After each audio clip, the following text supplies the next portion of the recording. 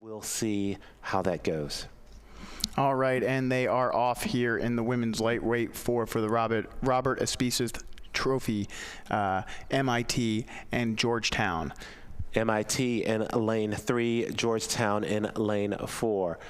They are off to the start of the race, and so far looks like a pretty even start, maybe an advantage to Georgetown, but we'll see. The start sequence, athletes normally tend to row higher ratings before settling down into their base rate. Right now, these athletes still look to be a little high, coming down usually within 250 to 300 meters to that base rhythm. Yeah, so off the start, you know, a pretty close race.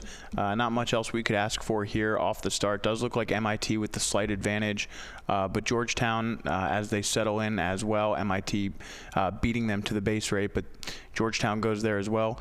And you know, now we have two boats pretty much even right now as they make their way through the first 500.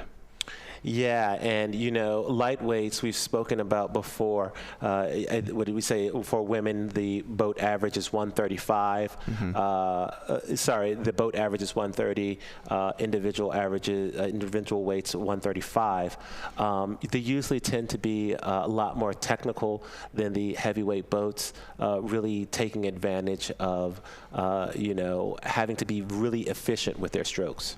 Yeah, so again, really some fun racing here. Both of these boats have coxswains. I'm sure they're going to be taking looks over at each other throughout the race because really not much between them through 500. What are you seeing out of these two crews right now, Akil? So right now I'm seeing both crews executing well. I'd like to see a little bit more of the oars getting to the water before the catch in the Georgetown boat. The MIT boat doing well, getting that backsplash, really engaging, getting out nice and long.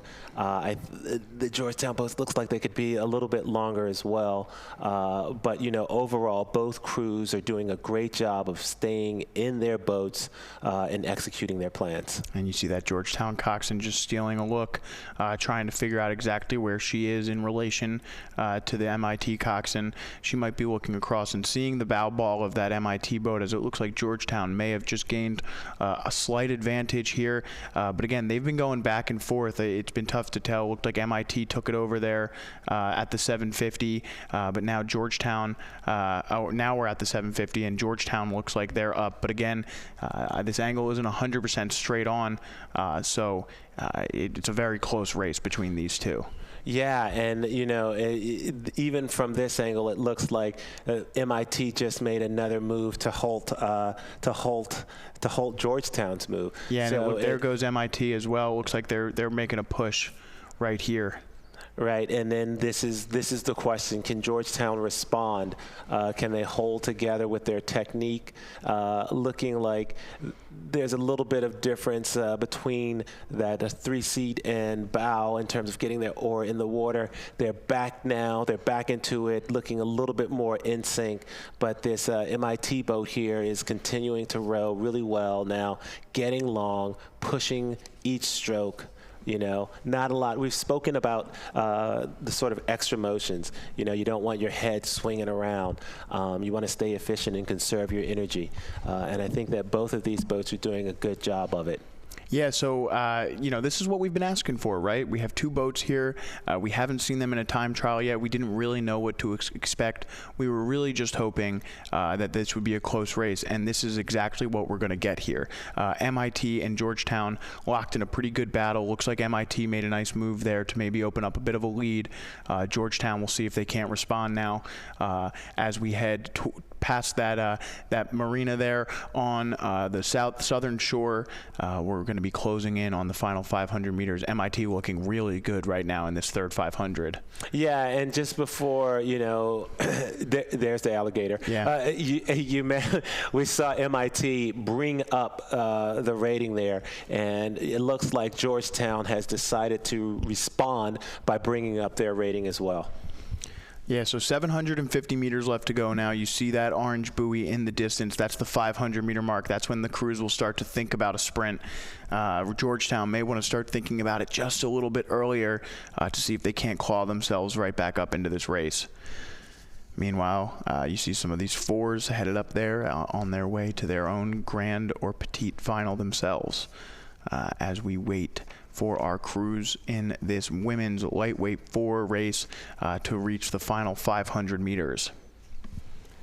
Yeah, and so as they come into the final 500 meters, they've been side by side pretty much the entire race, and this is the time to see if there's any crack, in your competitor. Can you make a move to sort of change the way that this race, change the outcome of this race?